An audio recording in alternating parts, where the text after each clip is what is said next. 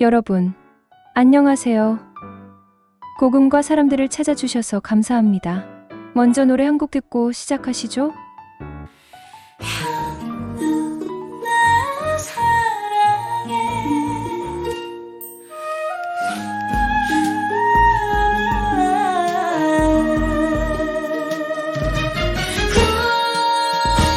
구독, 좋아요 뿅 축복 받아요.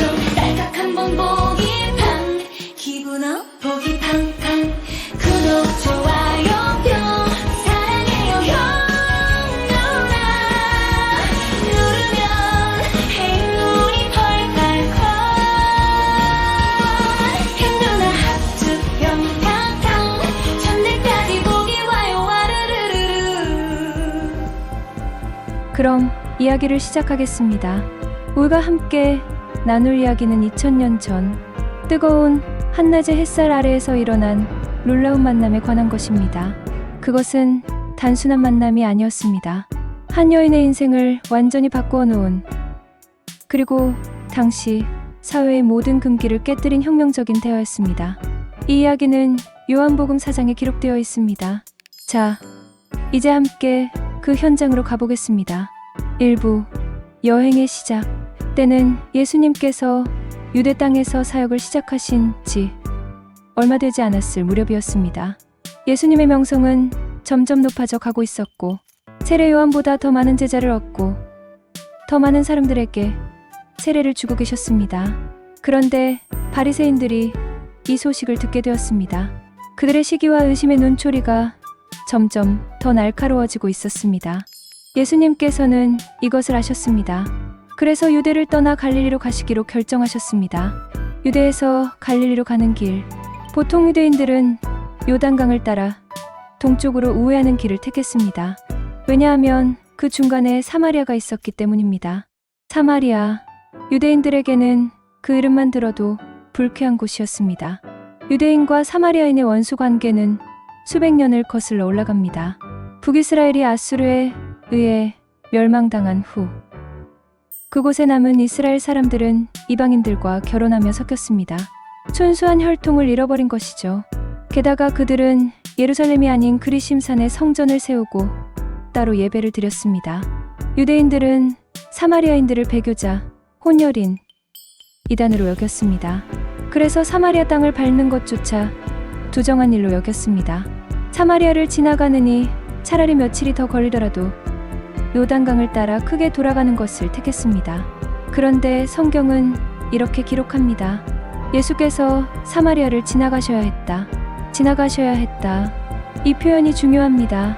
이것은 단순히 지리적 필요성을 말하는 것이 아닙니다. 하나님의 섭리적 필연성을 의미합니다. 예수님께는 사마리아에서 만나야 할 한 사람이 있었습니다. 바로 우리가 오늘 이야기할 사마리아 여인입니다. 2부 한낮의 우물가. 예수님과 제자들은 사마리아의 수가라는 마을에 이르렀습니다. 수가는 야곱이 그의 아들 요셉에게 준 땅 근처에 있는 작은 마을이었습니다. 그곳에는 야곱의 우물이라고 불리는 깊은 우물이 있었습니다. 정오가 가까워지고 있었습니다. 뜨거운 햇살이 대지를 내리쬐고 있었습니다. 긴 여행에 지치신 예수님께서는 우물가에 앉으셨습니다. 제자들은 마을로 음식을 사러 갔습니다. 예수님께서는 혼자 우물가에 앉아 계셨습니다. 주변은 고요했습니다. 한낮의 더위 때문에 사람들은 모두 집 안에 있었습니다. 잠시 후 멀리서 누군가 다가오는 소리가 들렸습니다. 발걸음 소리, 그리고 물동이가 흔들리는 소리. 한 여인이 우물가로 걸어오고 있었습니다. 한낮에 물을 기르러 오다니 이것은 매우 이례적인 일이었습니다. 보통 여인들은 이른 아침이나 해질녘에 함께 모여 물을 기르러 왔습니다. 우물가는 여인들의 사교 장소이기도 했습니다. 그곳에서 그들은 이야기를 나누고 소식을 전하고 서로의 삶을 나누었습니다. 그런데 이 여인은 혼자, 그것도 가장 뜨거운 한낮에 나온 것입니다. 왜일까요? 이유는 명백했습니다. 그녀는 다른 여인들을 피하고 싶었던 것입니다. 그들의 수군거림, 그들의 비난의 눈초리, 그들의 냉대를 피하고 싶었던 것입니다. 그녀에게는 과거가 있었습니다. 마을 사람들 모두가 아는 과거. 5 남편을 거쳐왔고 지금은 결혼도 하지 않은 남자와 살고 있는 여인, 사람들의 손가락질을 받는 여인, 수치와 외로움 속에서 살아가는 여인. 그녀는 우물가에 도착했습니다. 그리고 거기 앉아있는 한 남자를 보았습니다. 유대인임이 분명한 그 남자를. 그녀는 그를 무시하기로 했습니다. 유대인과 사마리아인은 서로 상종하지 않는 것이 불문율이었습니다. 특히 남자와 여자가 공공장소에서 대화를 나누는 것은 더욱 금기시되었습니다. 게다가 유대인 남자와 사마리아 여인이라니. 그녀는 조용히 물동이를 내려놓고 물을 기르려 했습니다. 3부 첫 번째 대화, 물을 청하심. 바로 그때 예수님께서 입을 여셨습니다. 물을 좀 주시겠습니까? 여인은 깜짝 놀랐습니다. 유대인이 자신에게 말을 거는 것도 놀라운데 그것도 부탁을 하다니. 그녀는 본능적으로 방어적인 태도를 취했습니다. 당신은 유대인인데 어떻게 사마리아 여인인 나에게 물을 달라고 하십니까? 그녀의 목소리에는 놀라움과 의심, 그리고 약간의 비꼼이 섞여 있었습니다. 마치 이렇게 묻는 것 같았습니다. 당신네 유대인들이 우리를 얼마나 경멸하는지 내가 모를 것 같습니까? 그런데 지금 필요하니까 도움을 청하는 겁니까? 성경은 여기서 설명을 덧붙입니다. 유대인들은 사마리아인들과 상종하지 않기 때문이다. 이것은 단순히 사회적 거리두기가 아니었습니다. 유대인들은 사마리아인들이 사용하는 그릇조차 부정하다고 여겼습니다. 그래서 같은 그릇으로 물을 마시는 것을 거부했습니다. 그런데 예수님께서는 이 모든 장벽을 무너뜨리셨습니다.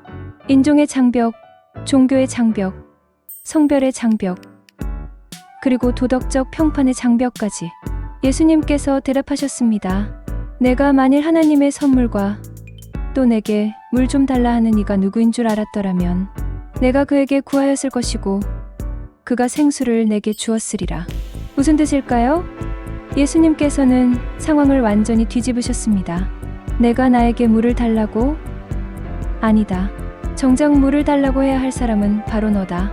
그리고 내가 줄 수 있는 물은 이 우물의 물과는 전혀 다른 것이다.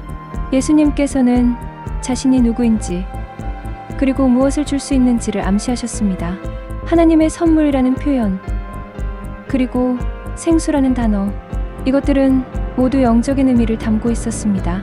차부 두 번째 대화, 생수에 대하여. 하지만 여인은 아직 예수님의 말씀을 이해하지 못했습니다.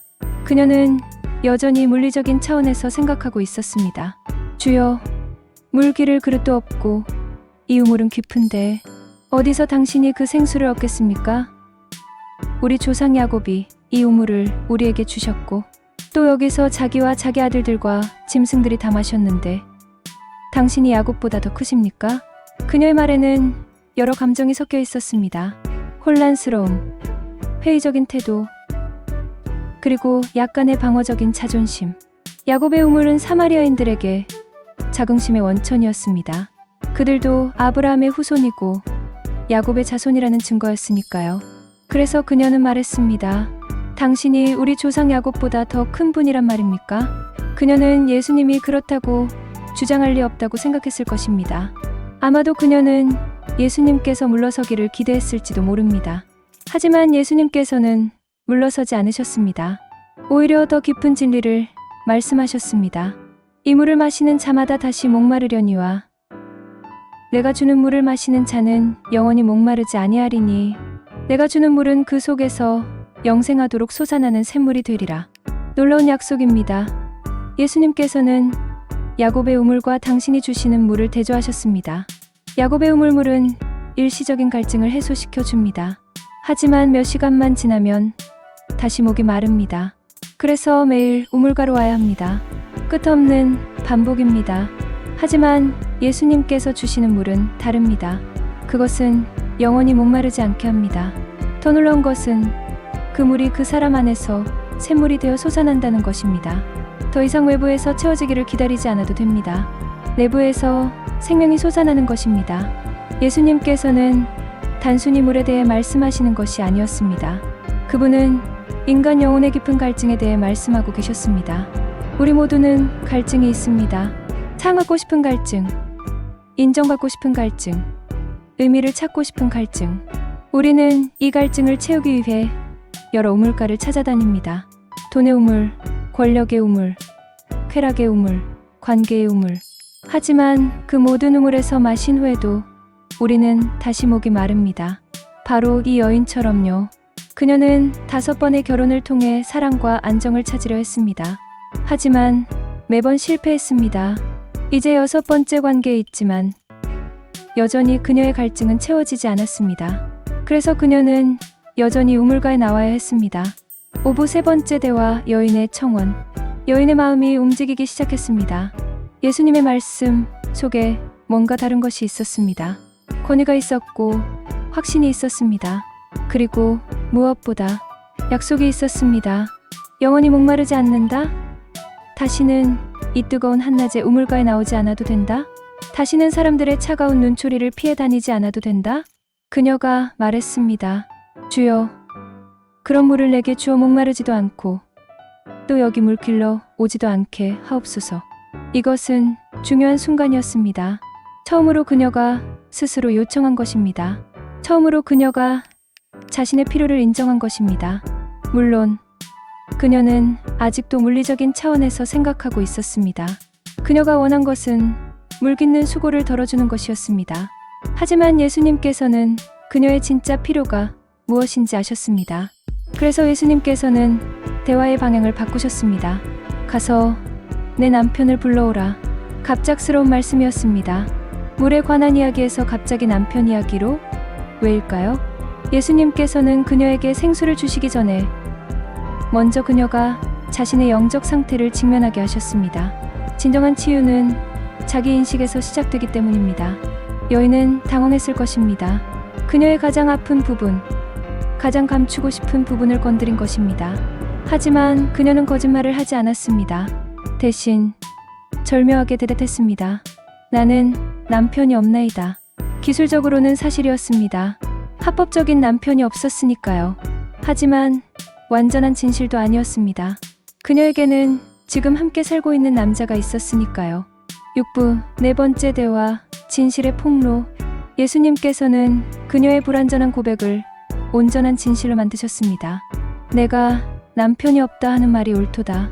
너에게 남편 5이 있었고 지금 있는 자도 내 남편이 아니니 내 말이 참되도다. 이 순간 여인의 세계가 흔들렸을 것입니다. 이 낯선 남자가 자신의 모든 과거를 알고 있다. 어떻게? 그녀는 그분을 한 번도 만난 적이 없었습니다. 그런데 그분은 그녀의 가장 깊은 비밀을, 그녀의 수치를, 그녀의 아픔을 알고 있었습니다. 주목할 것은 예수님께서 말씀하신 방식입니다. 예수님께서는 정죄하지 않으셨습니다. 비난하지 않으셨습니다. 그저 사실을 말씀하셨습니다. 차분하게, 그러나 명확하게. 내 말이 참되도다. 이 말씀 속에는 오히려 그녀의 정직함에 대한 인정이 들어 있었습니다. 5번의 결혼. 우리는 그 이유를 알 수 없습니다. 어쩌면 과부가 되었을 수도 있고 이혼을 당했을 수도 있습니다. 당시 여성들은 남편 없이는 생존하기 어려웠습니다. 경제적 필요 때문에 재혼을 했을 수도 있습니다. 하지만 결과적으로 그녀는 마을에서 손가락질을 받는 여인이 되었습니다. 5번이나 실패한 여인. 그리고 이제는 결혼도 하지 않고 남자와 사는 여인. 그런데 이제 그녀의 모든 것을 아시는 분이 그녀 앞에 계셨습니다. 그녀는 어떻게 반응했을까요? 놀랍게도 그녀는 도망가지 않았습니다. 오히려 더 깊은 대화로 들어갔습니다. 여기서 노래 한 곡 듣고 시작하면 어때요? 여러분. 예수께서 가라사대 네 마음을 다하고 목숨을 다하고 뜻을 다하여 주 너의 하나님을 사랑하라 하셨으니 이것이 크고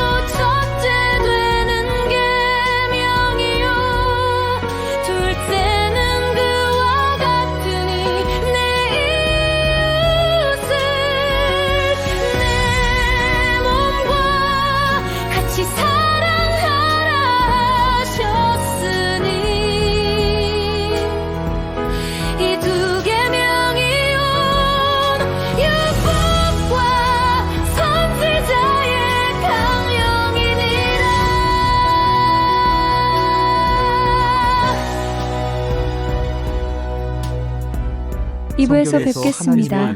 구독과 좋아요는 천대까지 복을 받습니다. 감사합니다. 하나님의